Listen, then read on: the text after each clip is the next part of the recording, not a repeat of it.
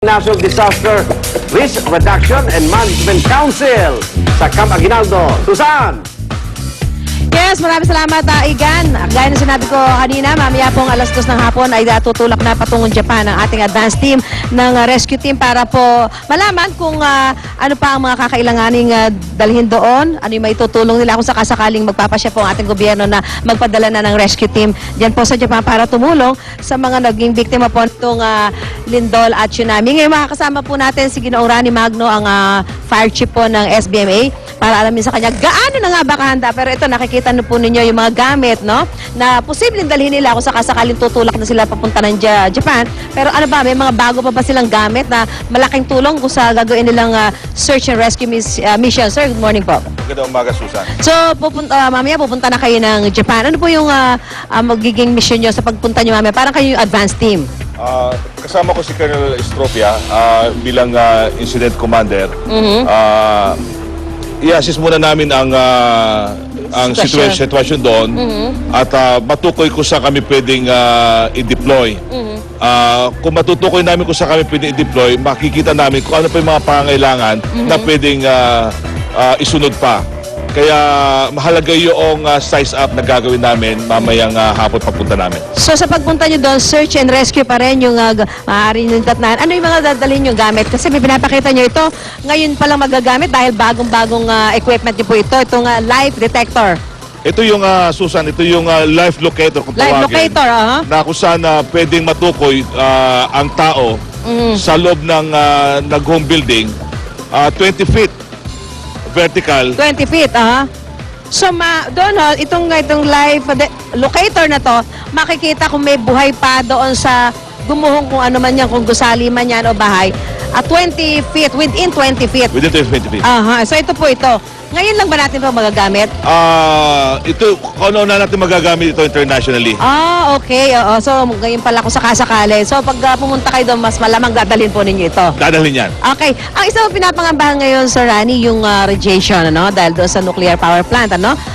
Gaano po tayo kahanda dyan? Meron ba tayo mga suit na susuot kung sakaling pupunta tayo doon, yung 41-man team natin? Handang-handa tayo dyan, Susan. Katunayan, ito isa sa kasama natin. Suot niya ngayon itong hazmat suit na kung saan 41 kami lahat.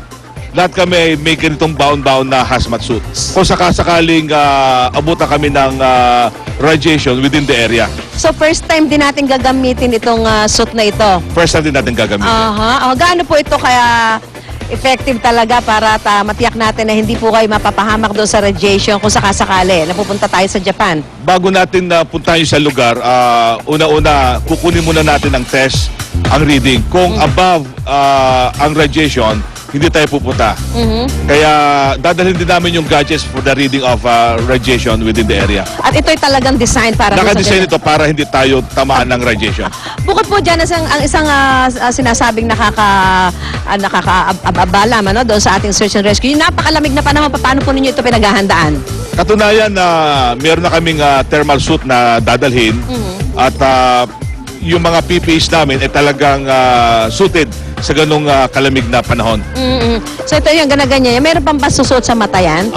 Katunayan, may canister siya. May canister? Sa face piece na ilalagay. Pwede ba natin makita, sir? Para astronaut pala talaga, no? Yan, Ito yung kanya, canister. Ito ay disposable. Napapalitan ito. Isinusot ito sa mukha. Sa mukha, so ito ilalagyan pa yan dyan para hindi matatamaan kung ano man yung magiging exposure doon sa radiation. So ganyan na ho tayo kahanda ngayon, So makikita mo, Susan, from head to foot, head to talagang foot, covered siya. Yung kanyang pati yung kamay, sapatos, sir? yung kanyang kamay is naka-glove siya. Talagang designed for that kind of environment. So pagsuot na natin yan, kahit paano po, medyo malaki protektado talaga kayo. Napakalaki. Naku, maraming salamat po, Ginoong Rani Magno. Siya po yung kasama sa mga advance team na pupunta mamaya sa Japan para malaman ko ano ang may contribute ng Pilipinas doon po sa patuloy na search and rescue para po dito sa ating mga nabiktima ng lindol at tsunami dyan po sa bansang Japan. Siyempre kasama din po dyan ang 51st Engineer Brigade ng Philippine Army, ang search and rescue team na lagi po nating nakakasama dito sa ating bansa kapag nagkakaroon ng mga kalamidad. Siyempre bukod pa dyan ang rescue team from Makati, and Pasig. Mamaya papakita ho namin sa inyo ano ba yung mga dapat nating ilagay sa ating mga survival kit. 72-hour survival kit. Ayan, makikita ho. Ayan. Mamaya ho, pagbabalik namin, ipapakita na ho namin yan. Dapat meron ho tayo para lagi tayo handa sa lahat ng oras. Mula po rito sa Campo Aguinaldo, back to studio po tayo.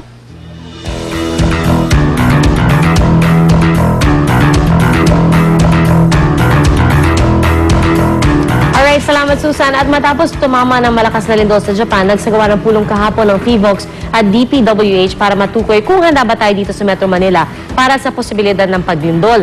At natukoy nila na may 11 tulay sa Metro Manila ang kailangan i-retrofit o patibayin para hindi ito biglang gumuho kung sakaling magkaroon nga ng lindol dito sa atin. Habang 10 tulay naman ang kailangan i-reconstruct o ayusin. Hindi pa po kasama dyan ang mga tulay sa probinsya na siya namang susunod na i-inspeksyonin sa pagpapatuloy ng kampanya para mapatibay ang mga struktura laban sa lindol. Kaya eto po, kamustahin natin ang pagtutok ngayon ng gobyerno. Kasama po natin ngayong umaga live dito sa studio si Deputy Director Bartolome Bautista ng PHIVOLCS. Deputy Director Bartolome, good morning. Good morning po, sir. Magandang umaga ho sa inyong lahat. Good morning, sir. Salamat po sa inyong pagpunta dito at makakapanayam din po natin sa pamagitan ng telepono naman si Secretary Rogelio Singson ng DPWH. Secretary Singson, good morning. Good morning sa inyo dyan. Morning. Secretary, kasama din po natin si Deputy Director Bautista. Umpisahan ko lang po yung ating tanong kasi nga lumabas po yung report kahapon na marami hong tulay na mukhang delikado raw o kailangan pang i-retrofit, particular sa Metro Manila. So, Secretary Singson, ano ho yung mga hakbang na gagawin aside from tukuyin yung mga particular na tulay na yon? Well, inumpisahan yan last year na i-assess as a result of this earthquake impact study na ginawa na dati, na nagkaroon ng audit ang mga buildings at saka bridges dito sa Metro Manila. At yun nga, na-identify that there are some bridges that need immediate repair and retrofitting para din itugma doon sa mga latest structural code ng pinapatupad na ng Pilipinas. Pero Secretary Singson, yung responsibilidad po sa pagpapatupad ng building code, bukod po sa DPWH, shared responsibility rin ba ito dun sa mga LGU? Tama po yan. Dahil meron tayong dinesignate na official building officials kada munisipyo at kada syudad. No? So, tayo nagpapatupad ng building code. Secretary, kasama rin po natin si Deputy Director Bautista ng PHIVOLCS. Deputy Director, nabanggit niyo po kanina na may mga pag-aaral na po na naisagawa na, particular din sa Metro Manila, para tukuyin talaga yung mga lugar na, kumbaga, ay mas delikado o mas prone sa kung anumang sakuna. Ano po yung mga pag-aaral na ito? Ito po yung tinatawag na Metro Manila Earthquake Impact Reduction Study. Isa po itong proyekto na isinagawa ng JICA, PHIVOLCS at MMDA noong 2002 at nakompleto po natin noong 2004. Base po sa pag-aaral na to, inalam natin lahat ang mga posibleng mga active faults na pwedeng makaapekto sa Metro Manila. At base sa study na to, napag-alaman natin yung West Valley Fault System na dumadaan mismo sa gitna ng Metro Manila ay siyang pwedeng makapagdulot ng matinding impact sa Metro Manila. No? Base sa Paleo-seismic study na ginawa ng PHIVOLCS, mayroon itong recurrence time na 200 to 400 years at mahigit 200 years na buhat nang uli itong gumalaw, kaya ripe na to para gumalaw uli. At base sa mga amount of displacement dun sa mga trenches na ating inukay, at base na rin sa haba ng fault, tinataya natin na mga magnitude 7.2 ang pwedeng earthquake na may dulot nito. At kapag gumalaw ang valley fault, matataas na intensities ang ma-experience natin sa Metro Manila.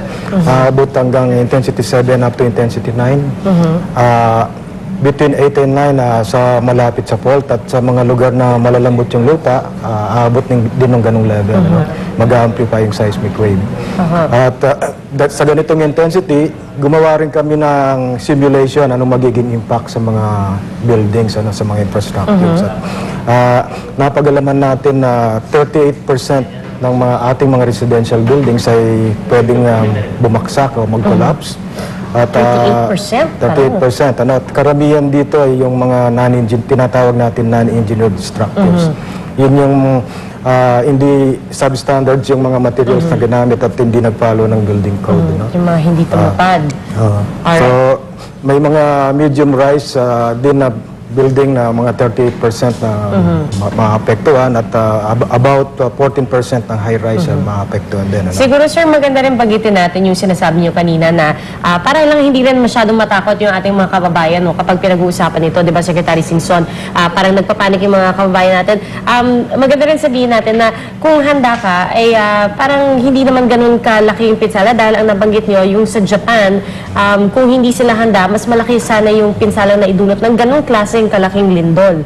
Pero naagapan. So tayo po dito sa Pilipinas, ano po ba, aside from halimbawa Secretary Singson, ito bang meeting na ito ng FIVOX at ng DPWH, masusundan pa po ba ito? Sa katunayan, kahapon hindi lang naman PVOX at saka DPWH, pati mga building officials ng Metro Manila kasama namin at saka yung representative from the private sector, yung presidente mismo ng Philippine Institute of Civil Engineers, kasama din namin yan, no? Because in the structural audit that we have been doing, kasama yung private sector niya. Alright. Well, Secretary Rogelio Singson ng DPWH, maraming salamat po at abangan din po namin ang mga susunod na hakbang po ng DPWH kasama of course ng other agencies like the FIVOX. Deputy Director Bartolome Bautista ng FIVOX. Maraming salamat din po sa inyong pagpunta at good morning.